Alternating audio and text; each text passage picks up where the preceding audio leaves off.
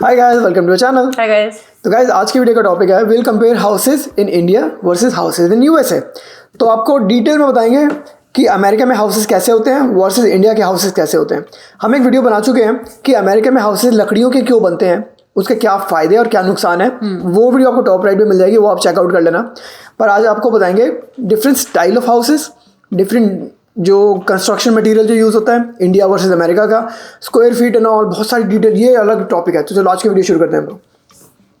तो guys, America में यहाँ पर चलते हैं 4 तरह के घर। पहला होता है single family home. Single family home होता है जैसे हमारा जो घर है, आपने अगर ये वीडियो नहीं देखी तो इसका होम टूर आपको मिल जाएगा टॉप राइट पे, वो आप देख लेना। हाउस टूर, हमारे घर का हाउस टूर आपको टॉप राइट पे मिल जाएगा। तो सिंगल फैमिली होम क्या होते हैं? सिंगल फैमिली होम होते हैं एक ऐसा घर, आगे फ्रंट यार्ड होता है, पीछे बैक यार्ड होता है, सिंगल होता है तभी इसका नाम है सिंगल फैमिली। दूसरे के घर से अलग होता है, डिटैच्ड होता है। डिटैच्ड मतलब चारों वॉल्स जो है उसकी वो किसी भी घर से चिपक नहीं होती, डिटैच्ड होती है, अटैच नहीं होती। इसका फायदा ये होता है कि आपका शोर शराबा जो होगा घर के अंदर रहेगा, नेबर डिस्टर्ब नहीं होगा। सबसे बड़ा एडवांटेज, अगर किसी भी घर में आग लगती है तो वो आग उसी घर में सीमित रह जाएगी, बाजू वाले घर पे नहीं फैलेगी। तो इसलिए सिंगल फैमिली होम लोग पसंद करते हैं क्योंकि it's your personal private space. आगे फ्रंट यार्ड, पीछे बैक यार्ड, एंजॉय करो, जो मर्जी करो, बहुत बढ़िया आपका प्यारा सा घर। ये होता है सिंगल फैमिली हाउस। नेक्स्ट होता है टाउन हाउसेस। टाउन हाउस ऐसे सही होते हैं, उसके बेसिकली वो अटैच होते हैं और लाइक शेयर्ड वॉल होती है, गराज होता है उनके भी गराज भी अलग अलग होते हैं वैसे तो, बट बस सिंगल एक डिफरेंस होता है, उनके वो दो घर ऐसे अटैच होते हैं। हाँ। 2 घर भी हो सकते हैं, ज़्यादा भी हो सकते हैं, बट वो यूजुअली अटैच्ड होते हैं। और इसमें भी यूजुअली फ्रंट यार्ड भी कई बार होता है छोटा सा, और बैक यार्ड भी मिलेगा छोटा सा, मिल जाता है। बस डिफरेंस वो ये जो रजत ने बताया कि एक वॉल या फिर कई बार 2 वॉल होती है, वो अटैच्ड होती है। बेसिकली ये फर्क होता है टाउन हाउसेस में। और ऑब्वियसली नुकसान ही होता है कि शोर शराबा होगा, बाजू वाले परेशान होगा, नेबर है आपका बेसिकली। तीसरा होता है अपार्टमेंट्स एंड कॉन्डोज। तो अपार्टमेंट यूजुअली जैसे होता है ना रेंटेड, अपार्टमेंट एंड कॉन्डो, तीनों ये दोनों जो चीज़ बताइए, दोनों रेंट पे मिलती हैं आपको यहाँ पर। ये आपकी नहीं है, कोई आपको किसी और का घर है वो आपको रेंट पे मिलेगा, अपार्टमेंट एंड कॉन्डोज। और मल्टी स्टोरी बिल्डिंग में भी होते हैं वो। चौथी कैटेगरी है मोबाइल होम्स जिनको बोलते हैं। वो बेसिकली हाउसेज ऑन व्हील्स, और एक जगह पे आप जाके इनका पूरा एक डेसिग्नेटेड एरिया होता है, वहीं पर ही आप उनको रखते हो। राइट। तो वहीं पर ही और आपने कई बार देखा होगा कि हम पूरे के पूरे घर ही मूव कर देते हैं। हाँ। तो वो बोलते हैं ये अपना मोबाइल होम्स। उसमें बस आप बेसिकली जिस जगह पे आपने अपना घर रखा हुआ है ना, उसका रेंट आप पे कर रहे हो। हाँ। क्योंकि घर तो आपका ही है, आपने बाय कर लिया एक बार मोबाइल होम, बस जिस जगह पे आपने रखा हुआ है उस चीज का आप रेंट पे कर रहे हो। पर मंथ या जितने भी आपको चाहिए वो आपका टेम्परेरी स्पेस है आपकी। जहाँ पर इंडिया में जो सिंगल फैमिली का कॉन्सेप्ट है वो यूजुअली बंगलोज को बोलते हैं हम लोग, और स्टैंड अलोन होम्स होते हैं similar to single family in America. Bungalows, villas बोलते हैं इंडिया में। अपार्टमेंट्स होते हैं, फ्लैट्स होते हैं इंडिया में। यहाँ पर अपार्टमेंट्स होते हैं बट ऐसा फ्लैट सिस्टम नहीं होता यहाँ पर। यहाँ पे कॉन्डोज मिल जाएंगे आपको, बट फ्लैट्स जैसे हाई राइजेज में हम देखते हैं 2 BHK 3 BHK होते हैं इंडिया में। यहाँ पर यूजुअली ऐसा नहीं होता, यहाँ पे फ्लैट्स का सिस्टम नहीं होता। और एक चीज़ मैं ऐड करूँगी, जैसे अब रजत की फैमिली अपार्टमेंट में वहाँ इंडिया में रहती है, बट वहाँ अपार्टमेंट जो होते हैं वो रेंटेड नहीं है। जैसे यहाँ रजत ने कहा ना कि अपार्टमेंट रेंटेड होते हैं, यहाँ पे कभी भी आप अपार्टमेंट बाय नहीं कर सकते। तो इंडिया में क्या होता है कि अपार्टमेंट्स होते हैं लेकिन खुद के बाय किए हुए अपार्टमेंट्स होते हैं। तो वो आपको कहते हैं कि भाई अरे तुम अपार्टमेंट में क्यों नहीं रहते, क्योंकि वहाँ पे बहुत सारे लोग होते हैं। बट यहाँ पे अपार्टमेंट रेंट होता है, ना कि बाय नहीं कर सकते। बहुत अच्छा पॉइंट है। यहाँ पे जो अपार्टमेंट्स में लोग रहते हैं, it's a rented apartment from a community owner, और वो प्राइवेट नहीं होता, वो यूजुअली एजेंसी ऐसा कुछ होता है। बट इंडिया में apartment can be your own private. तो अब बिल्डिंग फ्लोर्स होते हैं वहाँ पर, बहुत बड़ी बड़ी बिल्डिंग्स में, स्पेशली दिल्ली में आपको फ्लोर मिल जाता है पूरा का पूरा रेंट पर। तो इंडिया में उसकी बात कर रहे हैं हम लोग। और लास्ट में चॉल्स एंड स्लम्स, ये तो हमें पता है, जैसे मेट्रो सिटीज़ मुंबई में ऐसा होता है।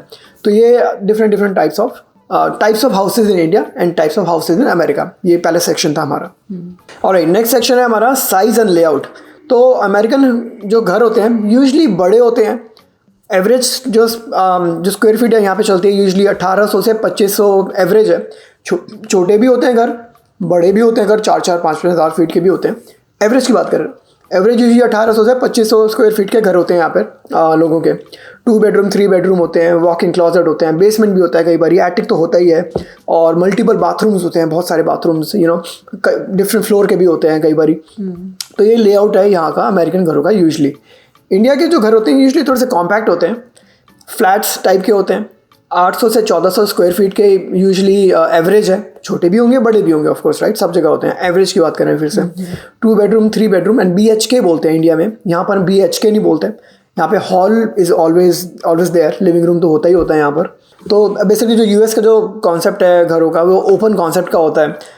किचन लिविंग स्पेस जो होती है, लिविंग रूम वगैरह, वो थोड़ा सा ओपन कॉन्सेप्ट है, जाके इंडिया में separate kitchen and separate living space होता है, यूटिलिटी एरिया बोलते हैं, अलग अलग होता है, सेपरेट होता है। किचन थोड़ा सा लिविंग स्पेस से अलग होता है। हाँ, राइट। ऑलराइट, और गाइस मैं सारे पॉइंट्स लिख के लाया हूँ, मेरे कंप्यूटर पर हैं, इसलिए आप देखोगे मुझे बार बार मैं उसको रेफर कर रहा हूँ। तीसरा सेक्शन हमारा कंस्ट्रक्शन एंड मटेरियल जो यूज़ करते हैं, कि अमेरिकन घर जो होते हैं आपको पता ही है लकड़ी के बनते हैं मोस्टली, राइट।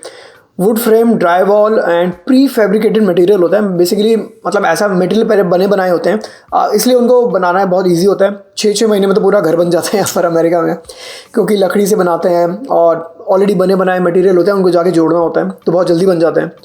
और ड्यूरेबल थोड़े कम होते हैं लॉन्ग रन में कंपेयर टू इंडिया। अगेन यहाँ के घर भी 50-50, 60 साल 70 साल पुराने होते हैं, पर अगर आप सीमेंट की बात करो ना, सीमेंटेड जो हाउसेज होते हैं इंडिया में 100 साल पुराने होते हैं, कहीं नहीं जाते, राइट। तो ड्यूरेबल यहाँ के हाउस कम होते हैं as compared to India. India के हाउस ज़्यादा ड्यूरेबल होते हैं, पर यहाँ के हाउस जल्दी बन जाते हैं, उनको रिपेयर करना बहुत ईजी होता है।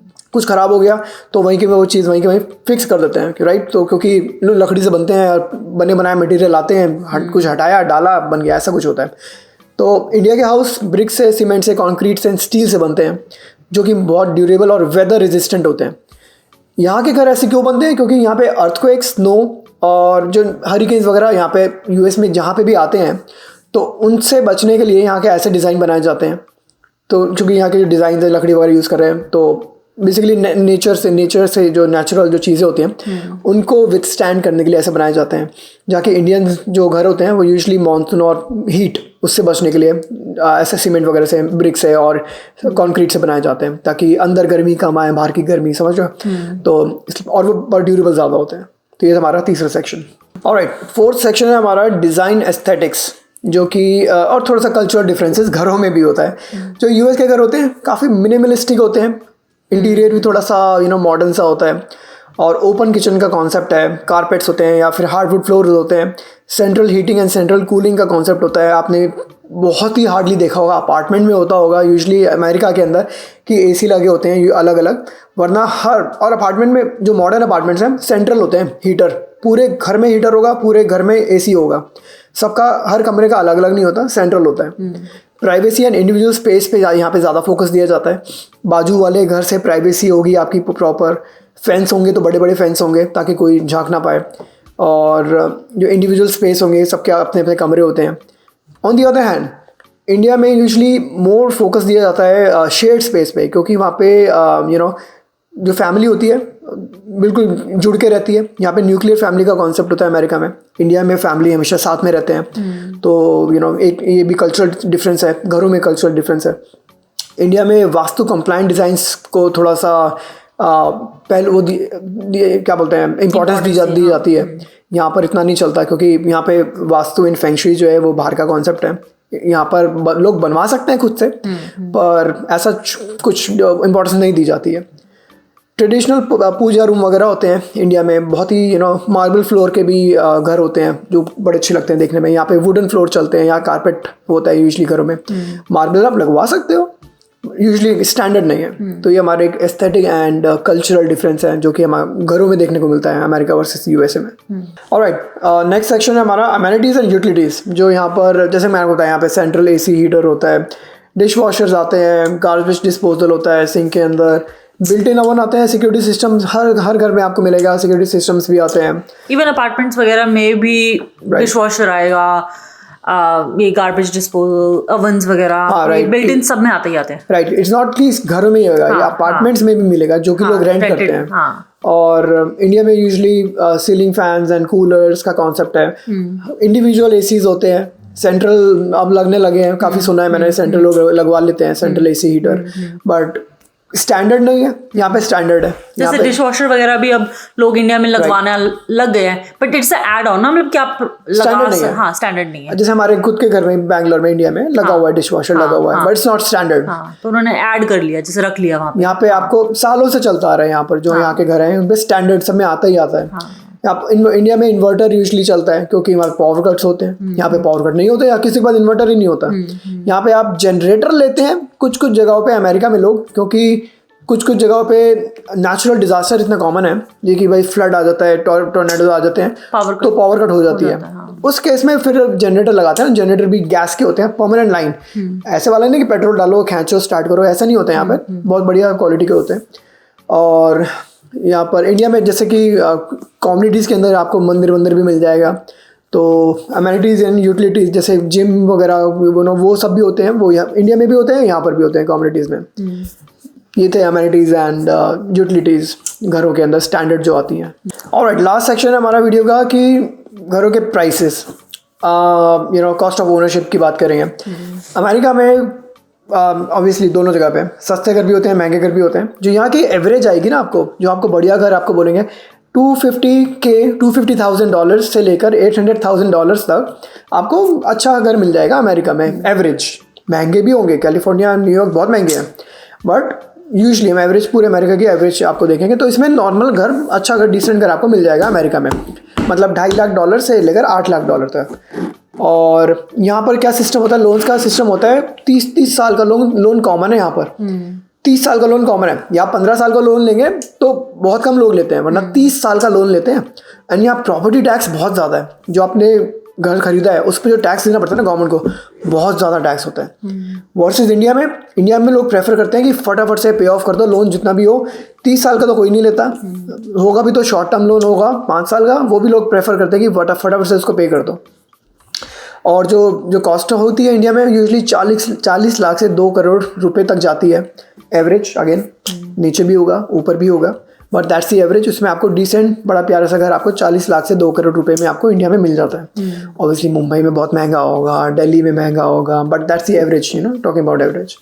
तो ये कुछ कंपैरिजन थे मेरे पास जो मैं लिख के लाया था। और ऑब्वियसली मैं ये फिर से बोलूँगा कि सारे पॉइंट ज़रूरी नहीं है कि आपको सही लगे, कुछ पॉइंट्स आपको ऑफ लग सकते हैं। तो आप कमेंट्स में बता देना आपको क्या लगता है कि क्या मैं मिस कर गया या कुछ, बट मेरी मेहनत को अप्रिशिएट करें। मैं काफ़ी सारे पॉइंट्स मैं आपके लिए जोड़ कर आया था कि हाउसेज इन इंडिया कैसे होते हैं और यूएस में कैसे होते हैं, क्या क्या फ़र्क होता है इन सारी कैटेगरीज में। तो ये थी आज की वीडियो गाइज, और आप बताना आपको कौन से स्टाइल के घर अच्छे लगते हैं, अमेरिका के इंडिया के। मिलेंगे आपसे अगली वीडियो में गाइज, बाय।